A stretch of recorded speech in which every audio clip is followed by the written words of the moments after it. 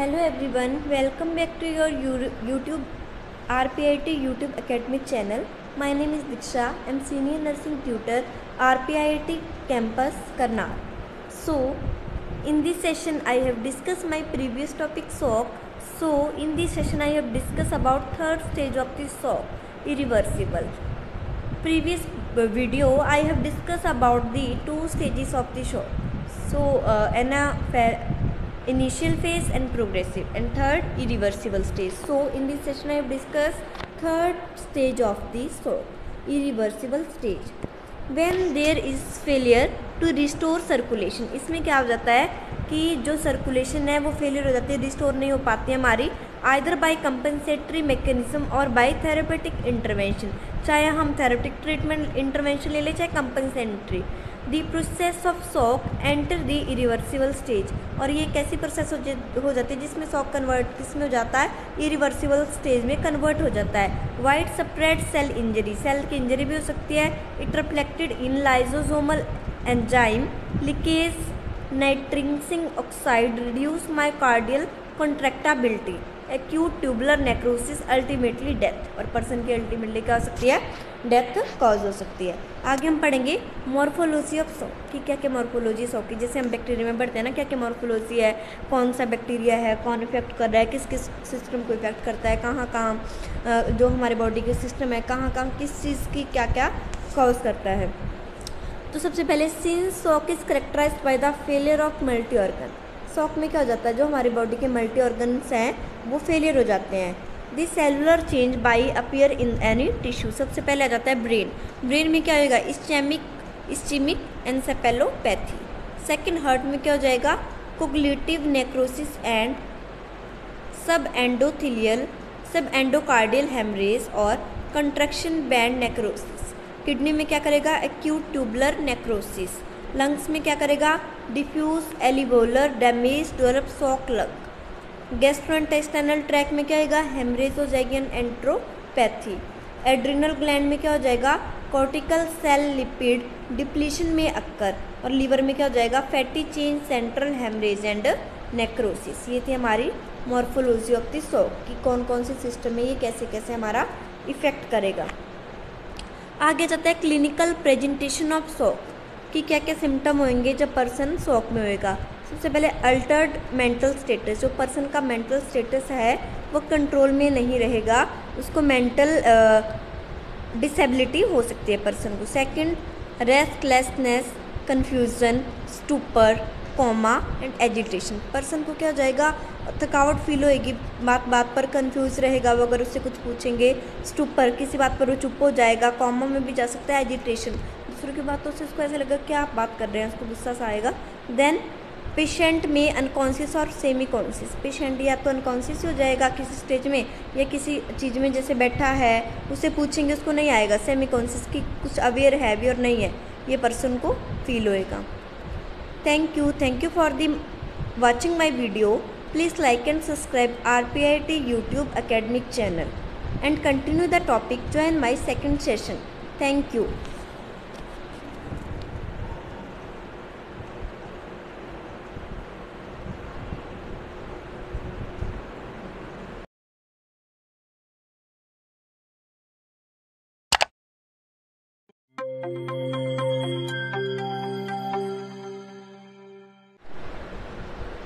Hello everyone, welcome back to your RPIT YouTube academic channel.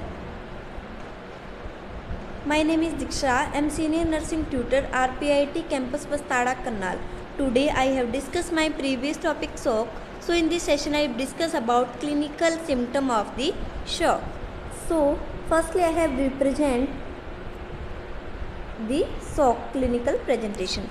First one क्या होगा हमारा, Altered mental status, जो हमारी बॉडी का मेंटल स्टेटस है उसमें डिसेबिलिटी आ जाएगी.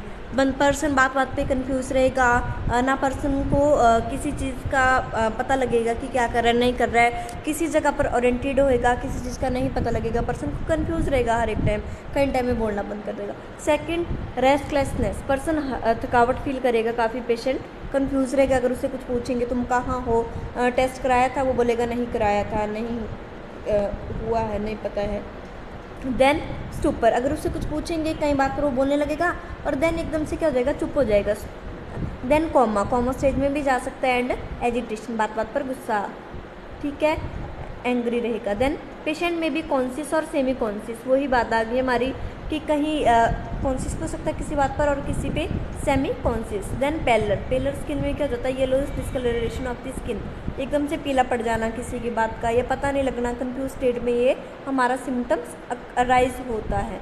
देन इंक्रीज स्वेटिंग, बात बात पर, या बैठा है पर्सन, चल रहा है, कुछ सोच रहा है, अनकॉन्शियस स्टेज पे पहुंच रहा है, तो उसको क्या हो जाएगा, बहुत ज़्यादा स्वेटिंग आना स्टार्ट हो जाएगी। देन कोल्ड क्लैमी स्किन, ऐसे लगेगा बिल्कुल जैसे मुंह लाइक फेस नहीं हो जाता किसी का, तो वैसे हो जाता है जैसे हमारा मेरास्मस में हो जाता है, ठीक है। Then warm in septic shock, और पर्सन एकदम से क्या हो जाएगा, कोल्ड क्लैमी फेस से वार्म होकर सेप्टिक शॉक में जा सकता है।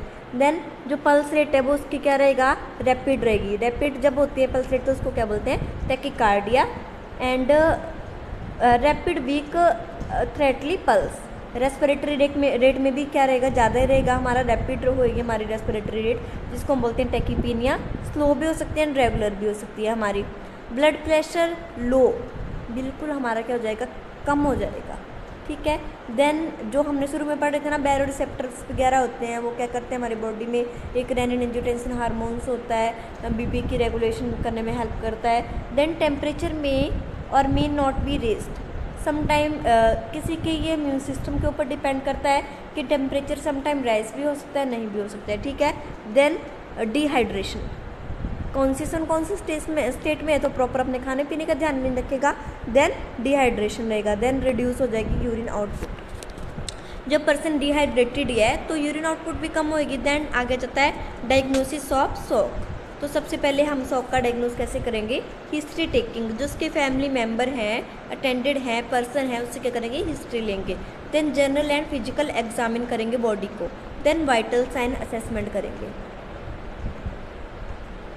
आगे जाता है लैब, लैब में क्या क्या करेंगे, सीबीसी हो गया, complete blood cell, biochemical test, serum electrolytes, जिसमें random blood sugar, serum creatinine वगैरह करते हैं, ईसीजी ईसीजी इलेक्ट्रोसेफेलोग्राम, ठीक है। चेस्ट एक्सरे करेंगे, ब्लड कल्चर करेंगे, यूरिन आरएम करेंगे, यूरिन कल्चर करेंगे, स्पूटम एग्जामिनेशन करेंगे, ग्राम स्टेन करेंगे, ग्राम कल्चर करेंगे, ब्लड ग्रुप करेंगे, क्रॉस मैच करेंगे, कार्डिक एंजाइम चेक करेंगे, arterial blood gases analysis AB, ठीक है, ABG. Thank you for watching my video. Please like and subscribe RPIT YouTube academic channel and continue the topic. Join my second session. Thank you.